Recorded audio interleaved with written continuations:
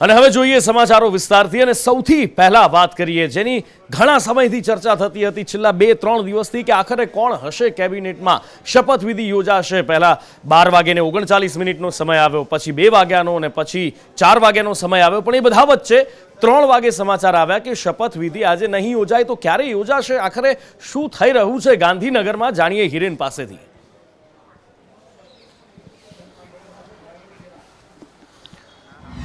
આવતીકાલે બપોરે 1:30 વાગે ભૂપેન્દ્ર પટેલની નવી કેબિનેટની શપથવિધિ રાજભવન ખાતે યોજાશે। મુખ્યમંત્રી કાર્યાલય તરફથી સત્તાવાર ટ્વીટ કરીને આ પ્રકારે માહિતી થોડા સમય પહેલાં જ આપવામાં આવી છે, પરંતુ આ માહિતી આપવામાં આવી તેના પહેલાંનો ઘટનાક્રમ છે એ ઘણો રસપ્રદ છે, કારણ કે જે સ્થિતિ આજના દિવસનો નાટ્યાત્મક ઘટનાક્રમ આખા ગાંધીનગરની અંદર રહ્યો છે। અગાઉ એટલે કે 14 તારીખે એવું નક્કી થયું હતું મુખ્યમંત્રીએ શપથ લીધા ત્યાર પછી કે 16 તારીખે નવા મંત્રીમંડળની શપથવિધિ યોજાશે, પરંતુ 14 તારીખે મોડી રાત્રે અચાનક જ પાર્ટી હાઈકમાન્ડે નિર્ણય બદલ્યો અને 15 તારીખે શપથવિધિ લેવાશે તે પ્રકારનો નિર્ણય કરતા તમામ ધારાસભ્યોને રાતોરાત 15 તારીખે સવારે 10 વાગ્યા સુધી ગાંધીનગરમાં પહોંચવા માટે સૂચના આપવામાં આવી અને તે સાથે બીજી તરફ રાજભવનમાં શપથવિધિની તૈયારીઓ શરૂ થઈ। બપોરે 12 વાગ્યા સુધી કોઈ પણ પ્રકારનો સમય કન્ફર્મ નહોતો થતો, પરંતુ ધીમે ધીમે 15 તારીખના પોસ્ટર જે છે તે રાજભવનની બહાર પણ લાગવાના શરૂ થયા અને 15 તારીખે જ શપથવિધિ યોજાશે તે સ્પષ્ટતા થઈ શકી હતી। બીજી તરફ મુખ્યમંત્રી નિવાસસ્થાન એટલે કે મંત્રી નિવાસસ્થાનની અંદર આવેલું છે, ત્યાં મંત્રીઓના નિવાસસ્થાન, પ્રભારીના નિવાસસ્થાન, પ્રમુખ પાટીલનું નિવાસસ્થાન જે છે ત્યાં અલગ અલગ જગ્યાએ બેઠકોનો દોર યથાવત હતો। અલગ અલગ ધારાસભ્યો, પૂર્વ મંત્રીઓ એટલે કે જે રૂપાણી કેબિનેટમાં હતા તેમની અવરજવર ચાલુ હતી ને એક વાત એવી આવી કે નો રિપીટેશન, કોઈ પણ મંત્રીને રિપીટ કરવામાં નહીં આવે, એટલે કે જે પણ એક દિવસના પણ મંત્રી કોઈ પણ સરકારમાં રહ્યા છે એવા લોકોને ફરીથી ટીમ ભૂપેન્દ્ર પટેલમાં નહીં લેવામાં આવે અને એ વાતથી જ હાઈકમાન્ડની જો આ નિર્ણય હતો તેનાથી ક્યાંક પ્રદેશના નેતાઓથી લઈ અને તમામ ધારાસભ્યો અને ખાસ જે રૂપાણી સરકારમાં મંત્રીઓ હતા તેમને કદાચ નારાજગી થઈ અને એના જ કારણે છેલ્લી ઘડીએ આ નિર્ણય લેવો પડ્યો છે અને સાંજે 3 વાગે નક્કી કરવામાં આવ્યું। અને મહત્ત્વનું ત્યાં છે કે 3 વાગ્યા સુધીમાં મોટાભાગની તૈયારીઓ થઈ ચૂકી હતી, 15 તારીખના પોસ્ટર લાગી ચૂક્યા હતા અને રાજભવનની બહાર જ જે આ પોસ્ટરો જે છે તે ફાળવામાં આવ્યા, પોસ્ટરો ફાડી નાખવામાં આવ્યા 15 તારીખના અને આવતીકાલે 16 તારીખે આ નવી શપથવિધિ યોજાશે અને માહિતી પ્રમાણે આજે મોડી રાત્રે પણ જેને શપથ લેવાની છે તેમને માહિતી આપી દેવામાં આવે તો નવાઈ નહીં। બિલકુલ, એટલે વાત એ જ છે કે ખર્ચો અધઃ કરવામાં આવ્યો, શપથવિધિની તૈયારીઓ, પોસ્ટર, ફૂલ, આ તે પ્રજાના પૈસાનો ધુમાડો કરી નાખવામાં આવ્યો અને બધું જ કેન્સલ થઈ ગયું। હવે આવતીકાલે ફરીથી પણ આ બધું થવા પાછળનું કારણ શું, આખરે શપથવિધિ કેમ ન થઈ શકી, શું મંત્રીઓના નામ ઉપર મહોર નથી લાગી શકી, શું કકળાટ છે, શું કારણ છે, જાણીએ કલ્પિન પાસેથી। ચોક્કસ નુપુર, જે પ્રમાણે મંત્રીમંડળના તમામ જે મંત્રીઓની જે જાહેરાત છે તેમાં ક્યાંક કોકડું હાલ ગૂંચવાયેલું હોય તે પ્રમાણેની સ્થિતિ જોવા મળી રહી છે। નો રિપીટ થિયરીની જે વાત છે, નો રિપીટ થિયરીને લઈને જ આ સમગ્ર વિવાદ છે તે સામે આવ્યો છે, કોકડું ગૂંચવાયું છે, કારણ કે આજે થનારી જે શપથવિધિ હતી તે અચાનક એકાએક મોકૂફ રાખી દેવામાં આવી। સાંજના સમયનો જે સમયગાળો હતો તે સમયગાળો રદ કરવામાં આવ્યો અને આવતીકાલ પર આ શપથવિધિ છે તે રાખવામાં આવી છે। બરાબર 1:30 વાગે ગાંધીનગર સ્થિત રાજભવન ખાતે આ શપથવિધિ તે યોજાશે, પરંતુ માનવામાં એ પણ આવી રહ્યું છે કે જે સિનિયર મંત્રીઓ હતા તે સિનિયર મંત્રીઓની જે નારાજગી હતી તે નારાજગીનો સમગ્ર જે મામલો હતો તે દિલ્હી દરબાર સુધી પહોંચ્યો છે અને આખરે આ તમામ જે નારાજગીઓ છે તે નારાજગીઓને અંતને આણવા માટે જ આ તમામ જે શપથવિધિ છે તે હાલ પૂરતી મુલતવી રાખવામાં આવી છે અને આવતીકાલે આ શપથવિધિ છે તે યોજાશે। પરંતુ હાલના તબક્કે જે મુખ્યમંત્રી ભૂપેન્દ્ર પટેલના જે તમામ મંત્રીમંડળની જે શપથવિધિ હતી તે શપથવિધિ હાલ મોકૂફ રાખવામાં આવી છે। સાથે જ જે સિનિયર મંત્રીઓ છે તે મંત્રીઓ હાલ લોબિંગ કરી રહ્યા છે, નારાજ થઈ રહ્યા છે, કારણ કે પોતાના વ્યક્તિઓને તે મંત્રી બનાવવા માંગી રહ્યા છે, અમે નહીં તો કોઈ નહીં તે પ્રમાણેની સ્થિતિ હાલ જોવા મળી રહી છે। એટલે ચોક્કસથી આ તમામ બાબતો ચોક્કસ એ પરિબળો ભાગ ભજવી રહ્યા છે કે આ હાલ જે મંત્રીમંડળોની જે શપથવિધિ હતી તે મોકૂફ રાખવામાં આવી છે। જી બિલકુલ, એટલે વાત અહીંયા આગળ એ જ આખી આવી રહી છે કે ભાઈ સત્તાની લાલસા દરેક વ્યક્તિને નથી છૂટતી, જેમ મુખ્યપ્રધાનને એકવાર કહ્યું અને તરત જ તેમણે રાજીનામું આપી દીધું। શું લાગે છે તમામ મંત્રીઓ આ રીતે રાજીનામું આપી દેશે? શક્ય નથી અને માટે જ આ કોકડું ગૂંચવાયેલું છે। પણ ભૂપેન્દ્ર પટેલના કેબિનેટમાં કોણ કોણ હોઈ શકે છે, કેવા ચહેરાઓને એમાં સ્થાન અપાઈ શકે છે, જાતિગત સમીકરણો શું બેસાડવામાં આવી શકે છે, ભૂગોળના સમીકરણો કેવા હોઈ શકે છે, તમામ વિશે જાણીએ મનોજ અગ્રાવત પાસેથી। નુપુર, અગાઉ જો વિજય રૂપાણીના કેબિનેટની વાત કરીએ તેમાં મહત્તમમાં મહત્તમ અનુભવી મંત્રીઓને સ્થાન આપવામાં આવતું અને જુનિયર મંત્રીઓને ઓછું. આ વખતની ભૂપેન્દ્ર પટેલના કેબિનેટની વાત છે.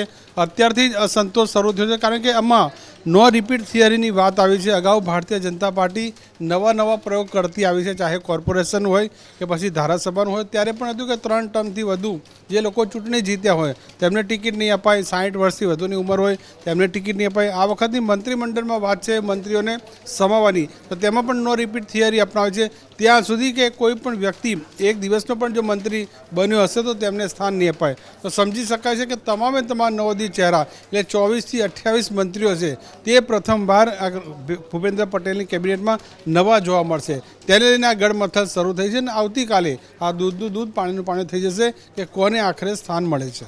બિલકુલ, કોને આખરે સ્થાન મળે છે અને પોતાના પત્તા કપાવવાનો દરેકને ડર છે. નો રિપીટ થિયરી સામે આવી રહી છે. જો આ સામે આવે તો કેટલાય સિનિયર લોકો છે અથવા તો યંગ લોકો પણ છે જે ભૂતકાળની અંદર સારું કામ કરી ચૂક્યા છે, જેમની પોતાના મત ક્ષેત્રમાં મજબૂત પકડ પણ છે. એ લોકો ભયંકર રીતે નારાજ થયા છે અને બેઠકોના દોર ચાલી રહ્યા છે. ક્યાં કોની વચ્ચે કોણ બેઠકો કરી રહ્યા છે, શું ગરમાવો ગુજરાતની રાજનીતિમાં ગાંધીનગરમાં દેખાઈ રહ્યો છે, તમામ વિશે જાણીએ હિરેન પાસેથી.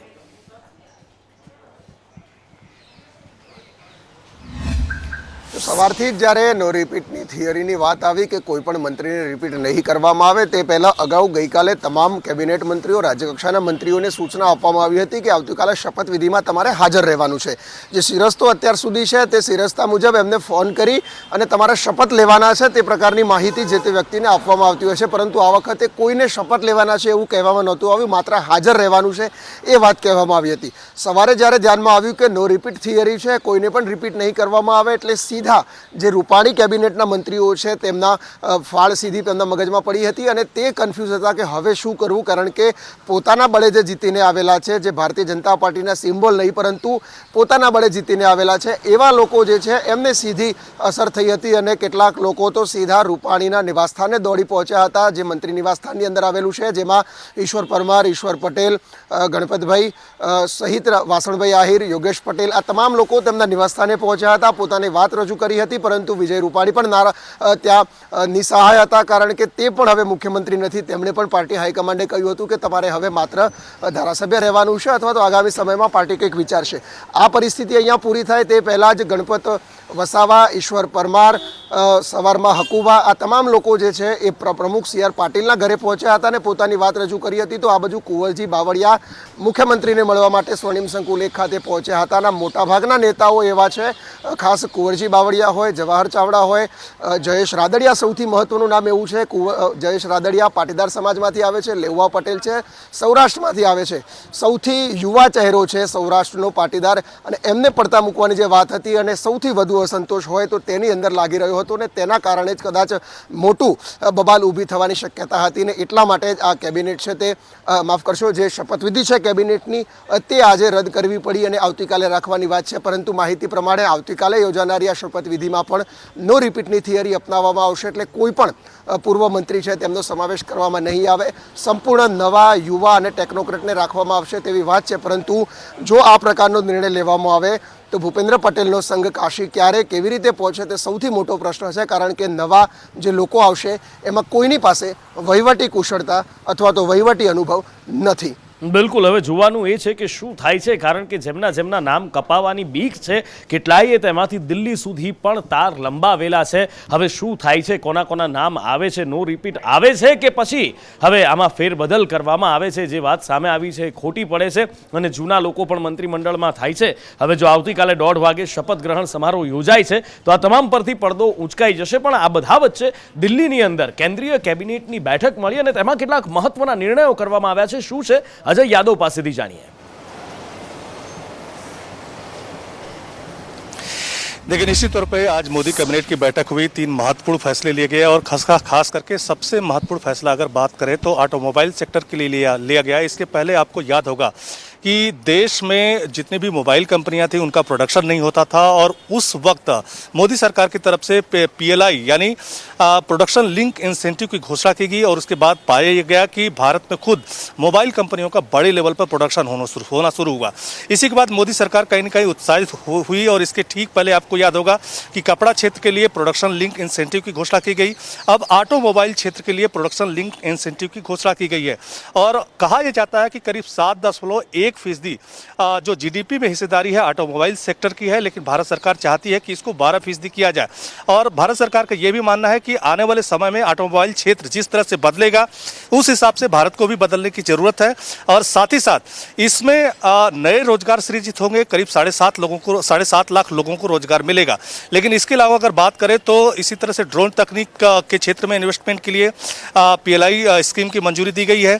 दूरसंचार क्षेत्र के लिए बड़ी राहत का ऐलान किया गया है। करीब 100% जो FDI है उसकी मंजूरी दी गई है और साथ ही साथ AGR का जो पैमाना है उसको बदलने की बात केंद्र सरकार की तरफ से कही गई है और कहा गया है कि जो बड़ी कंपनियां इस वक्त संकट में हैं, खास करके केंद्रीय कैबिनेट के फैसले के बाद उनको राहत जरूर मिलेगी। तो करीब 3 फैसले किए गए हैं आज मोदी कैबिनेट में। जी બિલકુલ, એટલે મહત્વપૂર્ણ આ નિર્ણયો લેવામાં આવ્યા છે અને આ બધા વચ્ચે એક સમાચાર એવા પણ મળી રહ્યા છે કે મોંઘવારીમાં કદાચ થોડીક રાહત મળી શકે, પેટ્રોલ ડીઝલના ભાવ કદાચ થોડા ઘટી શકે, પણ કઈ રીતે? કારણ કે પેટ્રોલ ડીઝલના ભાવ એક તરફ ક્રૂડના ભાવ ઊંચા છે એવું કહેવાય રહ્યું છે। હવે પેટ્રોલ ડીઝલના ભાવ જો ઘટાડે તો સરકારને પણ એની તિજોરીમાં તકલીફ થાય, નુકસાન જાય એવું છે અને આ બધાની વચ્ચે પેટ્રોલ ડીઝલ કઈ રીતે સસ્તું થઈ શકે છે, શું ફોર્મ્યુલા ઉપર વિચારણા થઈ રહી છે, આ તમામ વિશે જાણીએ અંકિત પાસેથી। નુપુર, દેશવાસીઓ પણ એ વસ્તુ વિચારી રહ્યા છે કે પેટ્રોલ ડીઝલના ભાવ છે તે ઘટશે કઈ રીતે અને તેનો એક રસ્તો એ પણ હતો કે જો પેટ્રોલ ડીઝલને પણ GSTમાં સમાવવામાં આવે, કારણ કે અત્યારે પેટ્રોલ ડીઝલ પર એક્સાઇઝ ડ્યુટી લેવામાં આવે છે, રાજ્ય સરકાર પણ વેટ લે છે, તેવામાં જો પેટ્રોલ ડીઝલ પર પણ GST લેવામાં આવે તો કદાચ આ જે પેટ્રોલ ડીઝલના દર છે તેમાં ઘટાડો થઈ શકે છે, કારણ કે એક્સાઇઝ ડ્યુટીનો દર વધારે છે, વેટનો દર પણ વધારે છે અને તેવામાં પેટ્રોલ ડીઝલ આપણને ઇનડિરેક્ટલી ખૂબ જ મોંઘું પડે છે। પરંતુ હવે 2 દિવસ પછી 17 તારીખે જ્યારે GST કાઉન્સિલની બેઠક મળનાર છે ત્યારે આ બાબત પર ચર્ચા થઈ શકે છે કે શું પેટ્રોલ ડીઝલને પણ GSTમાં આવરી લેવાશે। હું આપને જણાવી દઉં કે જે કેન્દ્ર સરકાર જે છે તેને 3,34,000 કરોડ રૂપિયાની આવક થઈ છે આ જ વર્ષમાં। જે ગત વર્ષ ગયું તે વર્ષમાં 3,34,000 કરોડની આવક માત્ર પેટ્રોલ ડીઝલ પર એક્સાઇઝ ડ્યુટીના કારણે થઈ છે। હવે જો GSTમાં તેને સમાવી દેવામાં આવે છે તો ચોક્કસપણે આ જે આવક છે સરકારની તે તો ઘટી શકે છે, પરંતુ ઓવરઓલ જે જનતા જે છે તેને ફાયદો થઈ શકે છે। કેરળ હાઈકોર્ટમાં મહત્વપૂર્ણ નિર્દેશ કરવામાં આવ્યો હતો, કહેવામાં આવ્યું હતું કે હાઈકોર્ટ ઈંધણનો જે GST છે, જે ઈંધણ છે તેને પણ GSTના દાયરામાં લાવવામાં આવે। હાઈકોર્ટના આ નિર્દેશ બાદ હવે GST જે કાઉન્સિલની બેઠક મળનાર છે આગામી 2 દિવસમાં, તેમાં આ બાબત પર ચર્ચા થઈ શકે છે કે શું પ્રોસિજર હોઈ શકે કે પેટ્રોલ ડીઝલને પણ GSTમાં આવરી લેવાશે, કારણ કે 3/4 જેટલી મેજોરિટી જોઈએ જો GST કાઉન્સિલને પણ આ બાબત પર જો મોહર મારવી હોય કે પેટ્રોલ અને ડીઝલને પણ GSTમાં આવરી લેવામાં આવે તો તેના માટે પણ 3/4 મેજોરિટી જોઈએ અને હજુ પણ એવા કેટલાક પ્રદેશો છે, હજુ પણ એવા કેટલાક રાજ્યો છે જે આ બાબતને ઓપોઝ કરી રહ્યા છે, કારણ કે તેમનું પણ જે ટેક્સ જે છે તે ઘટી શકે છે અને તેમની જે આવક છે પેટ્રોલ ડીઝલની તે પણ ઘટી શકે છે। તેને લઈને ખૂબ મહત્વના સમાચાર આ કે જો આ કાઉન્સિલની બેઠકમાં જો આ બાબત પર મોહર લાગી જાય છે તો પેટ્રોલ ડીઝલ જે છે તે 5 થી 7 રૂપિયા સસ્તું થઈ શકે છે। બિલકુલ, અને આ બધા વચ્ચે એક મોટા સમાચાર મળી રહ્યા છે। એક બોલિવૂડ સ્ટારને ત્યાં દરોડા પડ્યા છે, IT વિભાગના એવા સમાચાર મળી રહ્યા છે। કોરોના કાળ દરમિયાન પણ જેમની સારી કામગીરી રહી છે, કોણ છે, શું એમને ત્યાં દરોડામાં કંઈ સામે આવ્યું છે કે કેમ, કે પછી દરોડા પાડવાનું એ જ કારણ છે જે ભૂતકાળમાં કહેવાય છે? જાણીએ મનોજ અગ્રાવત પાસેથી। જી, બોલિવૂડના અભિનેતા સોનુ સૂદ કે જે કોરોના કાળમાં સૌથી શ્રેષ્ઠ કામગીરી બદલ તેમની જે લોકચાહના હતી તેને ત્યાં મુંબઈમાં 6 સ્થળોએ અલગ અલગ હાલ સર્ચ ચાલી રહ્યું છે। સૌથી મહત્વ એ છે કે તાજેતરમાં દિલ્હી જે કેજરીવાલની સરકાર સાથે એક મેન્ટર પ્રોગ્રામમાં સોનુ સૂદ કરારબદ્ધ થયા હતા અને બાદમાં થોડા દિવસ બાદ આ રેડ પડી છે અલગ અલગ 6 સ્થળોએ। 2012માં પણ ફિલ્મ અભિનેતાઓ ત્યાં રેડ પડી ચૂકી છે, જેમાં સંજય દત્ત, સોનુ નિગમ અને સોનુ સૂદ પણ ત્યારે સામેલ હતા। ફરીથી સોનુ સૂદને જે નિશાને બનાવે છે અલગ અલગ 6 સ્થળો, તેમાં મોટા અધિકારીઓ આવકવેરાના જોડાય છે। હવે જોવાનું રહેશે કે સોનુ સૂદના અલગ અલગ 6 સ્થળોથી મળે છે શું। બિલકુલ, અને આ બધાની વચ્ચે ગુજરાતની વાત કરીએ। હવે મેઘ તાંડવ છે ગુજરાતની અંદર। એક તરફ ગાંધીનગરમાં સિયાસતનો ધમધમાટ, સિયાસતનો ગરમાવો છે અને બીજી તરફ સૌરાષ્ટ્ર એવું છે કે જે અત્યારે ભયંકર તારાજી વેઠી રહ્યું છે। ત્યારે જામનગરમાં શું પરિસ્થિતિ છે, પાણી ઉતર્યા છે કે કેમ, અને પાણી ઉતર્યા છે તો ત્યારબાદના ઉઝરડા કેવા સામે આવી રહ્યા છે, લોકો કઈ પરિસ્થિતિમાં જીવવા મજબૂર છે, જામનગર જિલ્લાની તમામ માહિતી મેળવીએ મયુર સોની પાસેથી। બિલકુલ નુપુર, જામનગરની સ્થિતિ સૌથી ખરાબ છે. એક તરફ જામનગરનો રણજીત સાગર ડેમ છે કે જે ભરપૂર રીતે ઓવરફ્લો થયો છે, પાણી ભરાયું છે, એટલે લોકોની પાણીની મુશ્કેલી દૂર થઈ છે. પરંતુ આ પાણી જ છે તે જામનગરના ગ્રામીણવાસીઓ માટે મુસીબત બન્યું છે. જામનગરનું એક ગામ છે કોંઝા ગામ કે જ્યાં છેલ્લા 3 દિવસથી વીજળી નથી. ગ્રામવાસીઓ સંપૂર્ણપણે અંધારપટની અંદર જીવી રહ્યા છે. ગ્રામવાસીઓની મુશ્કેલી એટલી છે કે ત્યાં પીવા માટે પણ પાણી નથી. ચારે તરફ પાણી છે પણ ગ્રામજનો છે તે પીવા માટે પાણી નથી કરી શકતા. સાથે સાથે તેમની તમામ ઘર વખરી, તમામ રાચરચીલું અને સોનું ચાંદી સહિતની તમામ વસ્તુઓ છે તે પણ આ પૂરની અંદર તણાઈ ગઈ છે. એટલાથી ઓછું હોય તેમ જામનગરનું જે સ્મશાન છે તેની અંદર લાખો રૂપિયાનું જે લાકડું હતું તે પણ આ પૂરની અંદર તણાઈ ગયું છે. ને જામનગરના સ્મશાનને પણ મોટા પ્રમાણની અંદર નુકસાન થયું છે. જામનગર શહેરની અંદર તમામ રસ્તાઓ છે તેને નુકસાન થયું છે. સાથે સાથે જામનગરનો જે ગ્રામીણ વિસ્તાર છે આલિયાબાળાથી લઈને કોંજ ગામ સુધીનો એ સંપૂર્ણપણે પૂરગ્રસ્ત બન્યો હતો. અને ત્યાંના ગ્રામજનો છે તેમની સ્થિતિ આજે ત્રીજા દિવસે પણ એમ કહી શકાય કે દયનીય હાલતની અંદર છે. જ્યાં વીજળી નથી, પીવા માટે પાણી નથી, રાશન પૂરતા પ્રમાણની અંદર નથી. જે કંઈ પણ ઘર વખરી હતી, જેમનું મરણ મૂડી હતી, એ તમામે તમામ આ વરસાદી આફતની અંદર ધોવાઈ ગઈ છે. એટલે કહી શકાય કે જામનગરના ગ્રામીણ વિસ્તારના રહેવાસીઓ છે તે સૌથી વધારે તે મોટી મુશ્કેલી સહન કરી રહ્યા છે. બિલકુલ, અને જામનગરની સાથે સાથે રાજકોટે પણ એટલો જ કહેર સહન કર્યો છે. રાજકોટના પણ ગ્રામ્ય વિસ્તારની અંદર ભયંકર તારાજીના દ્રશ્યો આપણે સામે આવી ચૂક્યા છે અને લોકોની પરિસ્થિતિ બદથી બદતર થતી આપણે જોઈ છે. ત્યારે હાલ શું પરિસ્થિતિ છે? શું રાજકોટમાં વરસાદ અટક્યા પછી હવે જે પાણી ઉતર્યું છે ત્યારબાદ જે દ્રશ્યો સામે આવી રહ્યા છે કેવા હચમચાવી મૂકે એવા છે? લોકોની વેદના શું છે? શું તંત્ર એમની વહારે આવ્યું છે કે કેમ? તમામ વિશે માહિતી મેળવીએ ભાવિની પાસેથી.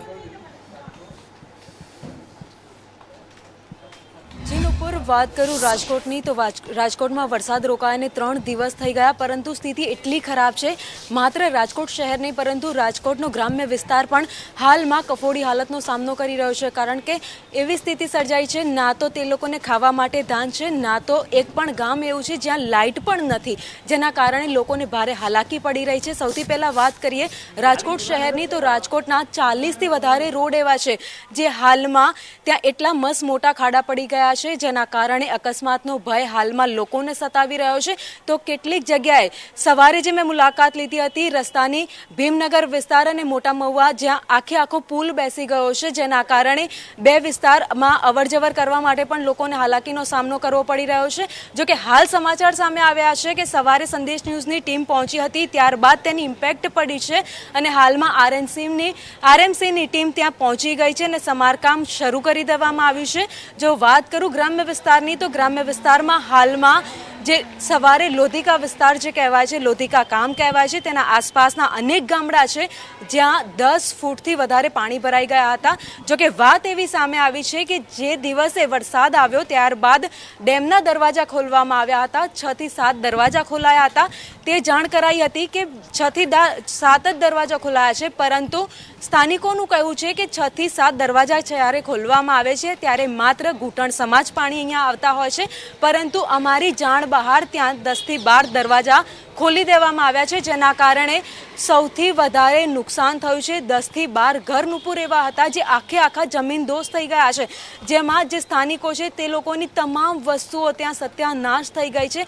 ખાવા માટે પણ હાલમાં ભીખ માંગવી પડે તેવી પરિસ્થિતિ આવી ગઈ છે, કારણ કે તંત્ર પણ હજુ સુધી ત્યાં નહોતી પહોંચ્યું ને ના તો તેમને કોઈ પણ પ્રકારની સહાય આપવામાં આવી છે. વાજડી ગામ જે મુખ્યમંત્રીએ મુલાકાત લીધી હતી ગઈકાલે, એ જ ગામ સંદેશ ન્યૂઝ પણ પહોંચ્યું હતું અને ત્યાં આજે પરિસ્થિતિ જોઈ તો હજુ સુધી કોઈ પણ સર્વે માટે પણ કામગીરી કરવા માટે કોઈ જ અધિકારી ત્યાં નથી પહોંચ્યો. જીનપુર, એટલે આ પરિસ્થિતિ છે. એક તરફ સિયાસત જબરજસ્ત રીતે ચાલી રહી છે, દાવા કરાઈ રહ્યા છે કે ગ્રાઉન્ડ ઉપર કામ થઈ રહ્યું છે, લોકો સુધી મદદ પહોંચે એવા પ્રયત્નો થઈ રહ્યા છે, પણ લોકોની પરિસ્થિતિ ઠેરની ઠેર છે.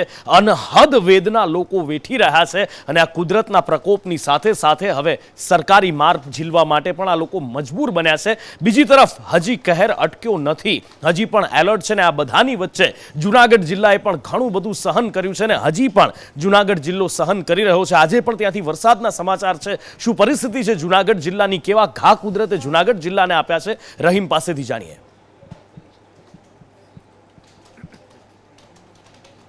નુપુર, ચોક્કસપણે સૌરાષ્ટ્રમાં એક સમય દુકાળની સ્થિતિ હતી ને ખેડૂતો રાહ જોઈ રહ્યા હતા કે મેઘ મહેર થાય, પરંતુ સૌરાષ્ટ્રમાં મેઘો છે તે કહેર બનીને વરસી રહ્યો છે. જામનગર હોય, જૂનાગઢ હોય કે રાજકોટ હોય, તમામ જિલ્લાની પરિસ્થિતિ છે કંઈક અલગ જ જોવા મળી છે. જૂનાગઢ જિલ્લાની આજની જો વાત કરું તો કેશોદ તાલુકો છે, વિસાવદર તાલુકો છે, માળિયા હાટીના તાલુકો છે, આ તમામ તાલુકાઓમાં જો કહી શકાય તો મેઘો છે તે કહેર બનીને વરસી રહ્યો છે. કેશોદની જો વાત કરું, કેશોદનો ઘેડ પંથક છે, ત્યાં ચારે બાજુ ખેતરોમાં પાણી ભરેલા જોવા મળી છે. અવકાશી દ્રશ્યો સાથે જે રીતના દ્રશ્યો કેદ કરવામાં આવ્યા છે તેમાં સ્પષ્ટ દેખાઈ રહ્યું છે કે મેઘો છે તે કહેર બનીને વરસી રહ્યો છે. જે ઊભો મગફળીનો પાક છે તે ફેલ જાય તેવી પરિસ્થિતિ છે. વિસાવદરના ધારાસભ્યએ તેને જ લઈને સરકાર પર નિશાન તાક્યું છે. સરકાર છે મોટી વાતો કરે છે, પરંતુ જ્યારે કામગીરી કરવાની આવે છે ત્યારે ખેડૂતો વચ્ચે નથી હોતા તેવા કોંગ્રેસના ધારાસભ્ય હર્ષદ રીપડિયાએ આક્ષેપ પણ કર્યા છે.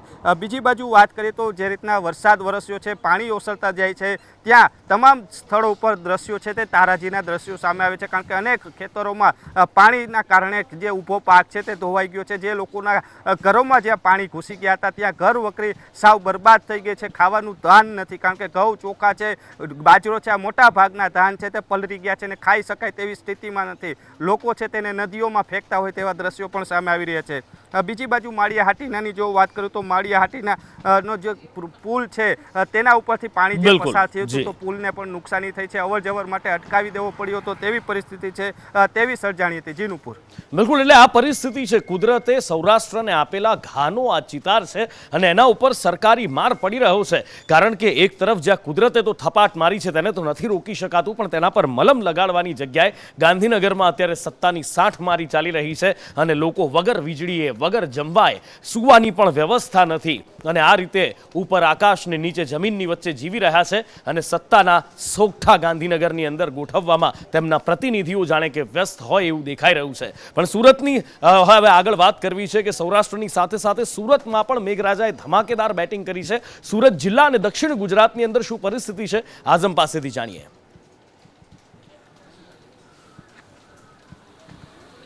નુપુર, જે રીતે તમે વાત કરી દક્ષિણ ગુજરાતની અંદર ખરેખર જોવા જાય તો વલસાડમાં સારો એવો વરસાદ નોંધાયો છે. ધરમપુરના અંદર વધારે વરસાદ પડવાના કારણોસર જે નીચાણવાળા વિસ્તાર પર બનાવવામાં આવેલો કોઝવે હતો તે છલકાઈ ગયો હતો અને એના ઉપરથી લોકો મજબૂર થયા હતા ચાલીને જવા માટે, જીવ જોખમમાં મૂકીને. બીજી તરફ સુરતના ઓલપાડ ખાતે તો જોવા જાય તો વહેલી સવારથી જે વરસાદ ખાબક્યો હતો તો થોડાક જ સમયના અંદર 66 મિલીમીટર જેટલો વરસાદ નોંધાઈ ગયો હતો. સુરત શહેરની વાત કરું તો સુરત શહેરની અંદર સવારે 6 વાગ્યાથી બપોરે 12 કલાક સુધીના અંદર 2 ઇંચ વરસાદ નોંધાયો હતો, જેના કારણે પાંડેસરાના દક્ષેશ્વર મંદિર ખાતેનો જે રસ્તો હોય છે ત્યાં પાણીઓ ભરાવાના દ્રશ્યો સામે આવ્યા હતા. જે ગરનાલાઓ હોય છે તે ગરનાલાઓના અંદર પાણી ભરાઈ ગયા હતા. કેટલાક વાહનો જેના કારણે બગડી ગયા હતા અને લોકો હેરાન પરેશાન થતા નજરે આવી રહ્યા હતા. કારણ કે પ્રી મોન્સૂનની કામગીરી જે હોય છે શરૂઆતમાં કરવાની તે છેવટે પણ ન થતી હોવાથી આ પાણીનો નિકાલ વ્યવસ્થિત ન થતાં ડિંડોલી વિસ્તારમાં પણ જ્યારે સવારના સમયે વરસાદ વરસી રહ્યો હતો ત્યારે ત્યાં પણ જળબંબાકારની સ્થિતિ જોવા મળી હતી. બીજી તરફ મહત્વની વાત જણાવી તો તાપી અને ડાંગ જિલ્લો જે છે ત્યાં નોંધપાત્ર વરસાદ નોંધાયો છે, પરંતુ નવસારીના અંદર અને નવસારીના ઉપરવાસમાં પણ સારો એવો વરસાદ નોંધાયો છે. જી, અને આટલી ધમાકેદાર બેટિંગ થઈ છે. કેટલાય જળાશયો છે કે જે માત્ર એક દિવસની અંદર ભરાઈ ચૂક્યા છે. ગુજરાતના જળાશયોની અત્યારે પરિસ્થિતિ શું છે કૃણાલ શર્મા પાસેથી જાણીએ.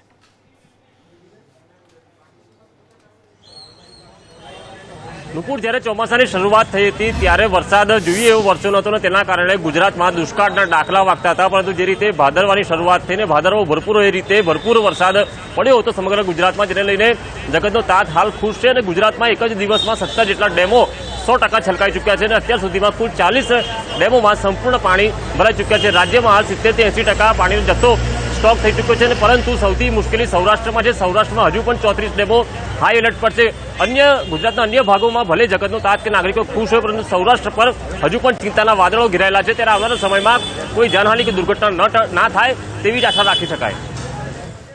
એટલે આશા તો એ જ રાખીએ છીએ કે હવે મેઘરાજા ખમૈયા કરે અને જ્યાં જે વિસ્તારની અંદર ગુજરાતમાં વરસાદ નથી ત્યાં વરસે અને જે લોકો તકલીફ વેઠી રહ્યા છે એમના જનપ્રતિનિધિઓ જેમણે વોટ આપીને એમને ગાંધીનગર મોકલ્યા છે એ સત્તાની સાઠ મારી થોડા સમય માટે ભૂલી લોકોની પીડા સમજે અને એમની વાહરે આવે. પણ આવું થવું શક્ય નથી, ભૂતકાળની અંદર તો જોયું નથી, હવે થાય તો એ ચમત્કાર જ કહેવાશે. આ સાથે અત્યારે વોર રૂમમાં સમય થયો છે આપનાથી વિદાય લેવાનો, પણ જતા જતા આપને યાદ કરાવી દઈએ સંદેશ વિશેષમાં આજે રાત્રે 9:25 આપને બતાવીશું જીવ પડીકે પરિસ્થિતિ શું છે એ તો આપને બતાવ્યું અમે, અને જીવ પડીકે એટલે કોના જીવ કેવી રીતે ક્યાં પડીકે બંધાયા છે હજી તો અમે જે વોર રૂમમાં બતાવ્યું માત્ર ટ્રેલર છે, આખું ફિલ્મ સંદેશ વિશેષમાં બતાવીશું. એની સાથે 9:45 આપને બતાવવું છે પ્રયોગશાળા, અને ઉપર ગુજરાત છે. આખરે ગુજરાતમાં કઈ પ્રયોગશાળા છે કે ગુજરાત પ્રયોગશાળા છે, શું છે વિસ્તારથી બતાવીશું સંદેશ વિશેષમાં. અત્યારે લઈશ વિદાય. નમસ્કાર.